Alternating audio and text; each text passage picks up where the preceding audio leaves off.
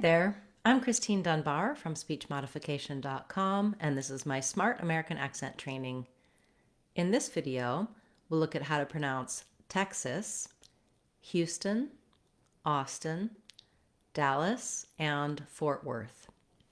So first of all, looking at the state name Texas, we have first syllable stress. So the tex syllable is long and the sis syllable is short and unstressed. Letter E says vowel eh in Texas, and in Texas, the X says the k and s sounds. So letter X can say several different sounds in English. In some words, it can say KS, like in Texas, or in others, it can say a G and a Z, like in executive. You can see a video for how to pronounce all of the different sounds that letter X can make and which words have which sounds in our playlist for the letters and spelling of English and the sounds of English, as well as a lesson for this on speechmodification.com in our free practice materials. So check that out. Also check out our Sounds of English course on speechmodification.com that'll walk you through those kinds of details. In this case, I think it's helpful to think about the beginning of Texas like the word tech. So you might even, in your mind, visualize this word tech, just so that you get to that K sound. And then you can think about the second part of the word starting with that S sound, this sound, and just being like a short little word, sis. Here in the IPA, you'll see that there's a schwa. So I can also think of that vowel as an sound, sus. But I like Texas, sis, with that little sound because I think that's going to help you stay very short and unstressed. What you don't want is Texas with too much stress or any kind of clear vowel. We don't want an A or an A, even though we see letter A here, which might tempt us to make more of that kind of a vowel. You want to have a reduced vowel. It should sound a little bit like sis, like you're going as quickly as you can from the s to the other s sound with just a little bit of voice on in between. Okay, once you can say Texas, you may also want to be able to say some of the major cities in Texas. First of all, we have Houston. So Houston has the oo vowel, which I've rewritten here for you with the letters OO, but it also has the y gliding sound before the vowels. So I suggest thinking about it like oo, you, hue.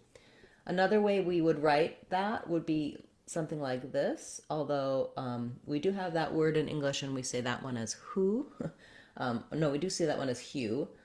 We also have the word hue as in a color. So if you can say those words correctly, hue, then you can use that to help you. Otherwise, visualize it as an H before a U combination. Then, because hue is stressed, that syllable is longer. The stun syllable is going to be much shorter. And again, you don't want an O vowel or an A vowel, no clear vowel in this second syllable. You just want it to be an unstressed, short little schwa. Houston, stun. So you can hear how in Houston, stun, I almost don't even do a vowel there. I move very quickly from that T sound to the N sound, Houston. In the ST combination, I am going to say a true T there. It's not going to change to Houston or Houston. The T is going to be there, but you don't need a lot of aspiration. It doesn't have to be Houston with a strong burst of air. Houston. In the ST, it's more of an unaspirated T sound. All right, so Houston, Texas. When I put that together, Houston, Texas, the stress is on Houston, first syllable, and Texas, first syllable. Houston, Texas. You may have a little pause. If you're running it together, she lives in Houston, Texas. The main stress is going to be on the tech syllable of Texas. Moving on to Austin. Here we have the letters AU saying the ah vowel. That vowel and that first syllable is stressed. So again, ah is going to be long and stun is our same short combination that we had in Houston. So Houston, Austin. Same thing, Austin, I would say you might see that with an I in the dictionary rather than the schwa.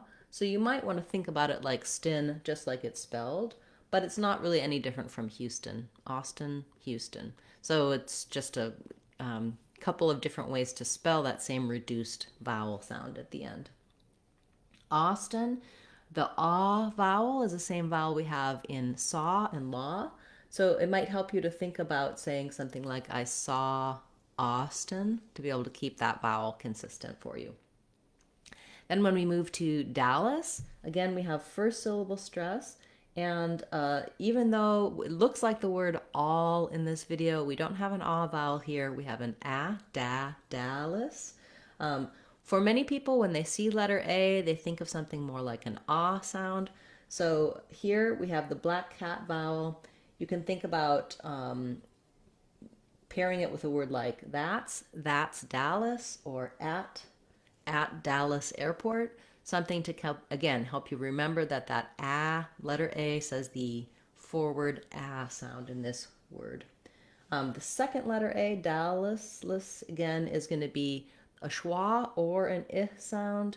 I wrote it here with letter I so that you can, again, just think about it being very short. I'm moving quickly from that L to the S. Dallas. Not a lot of vowel there in that second syllable.